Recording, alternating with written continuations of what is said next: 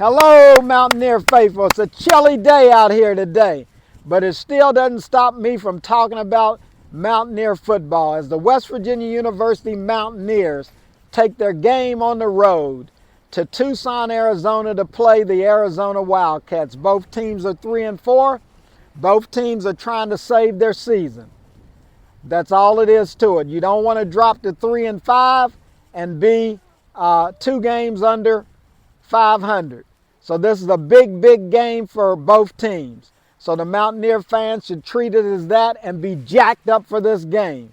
It's all about the West Virginia University football brand, and it's about winning and production on the field. Let's take a quick look at Arizona. Yes, it all starts with Noah Fafita, the quarterback, the rookie of the year at quarterback in the Pac-12 last year. And they've moved now to the Big 12. Well, he hadn't had a great season thus far. He was the quarterback that, like I said, was rookie of the year. He also led them to 5 straight victories at the end of the season, and they beat Oklahoma in the Alamo Bowl.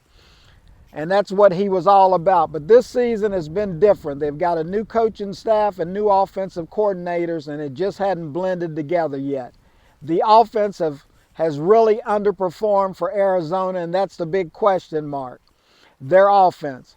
Noah Fafita is a 70% passer, but he threw an interception last week and he had a fumble.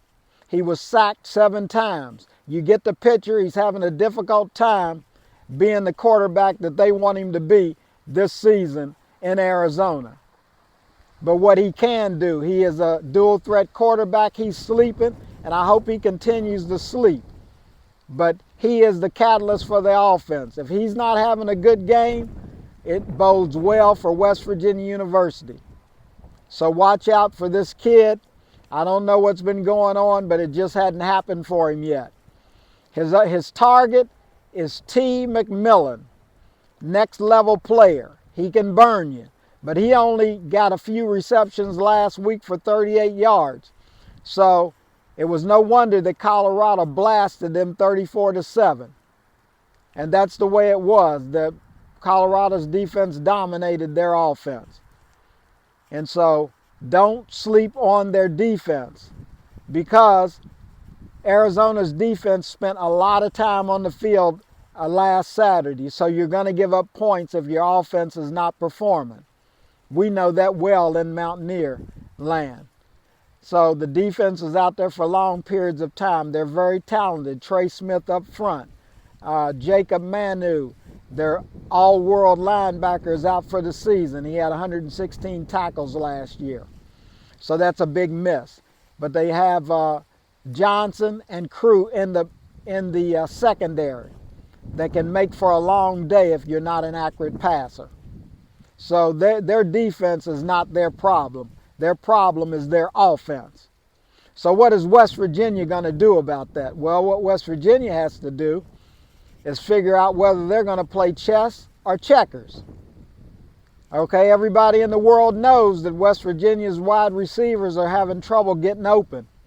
That's game after game. Go look at the stats. So what they do is they stack the box on West Virginia. They know West Virginia is a good running team. The Mountaineer Offensive Trust is one of the best, believe it or not, in the nation. You just haven't seen it because there's so many men in the box. Count the people in the box on Saturday night. It should be at least 7 hanging around the line of scrimmage. You're not going to run on that. So somebody's going to have to throw a pass and get open or do something, but be creative in the running game and be creative in the passing game.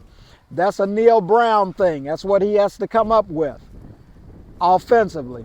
We don't know if Garrett Green is going to be able to go. He got banged up last week. He probably be a game time decision.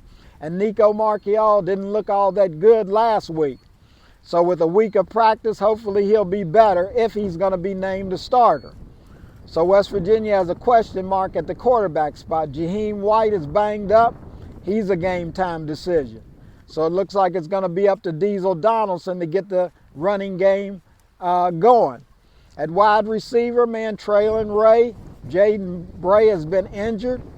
Hudson Clement, they've got to come alive, because if they can't beat their man, It's going to be a long day for West Virginia again. Teams have figured this stuff out. And West Virginia has to play chess instead of checkers to win this game. And on defense, quarterback hurries. You should be able to get to this quarterback, but you got to put him to the ground. You can't let him escape. He's an escaped artist. He's a dual threat. Colorado pounded him 7 times and took him to the ground. West Virginia has to do the same. So that's the way it is. And you want to know, Colorado won the game because they have elite wide receivers. And they got a quarterback that can hit what he throws at. But West Virginia, this is West Virginia versus Arizona. West Virginia has to come up with a game plan that works if they want to save their season and keep from being 3-5. That's the way it is. It's about the program. It's about production and no excuses. I'm jacked up for this game. It's a big one. And I hope that you will be jacked up as well for this one. I want to see what West Virginia can do when they have their backs up against the wall. And guess what? Their backs are against the wall if they have an outside chance of even winning a Big 12 title. Leave no doubt.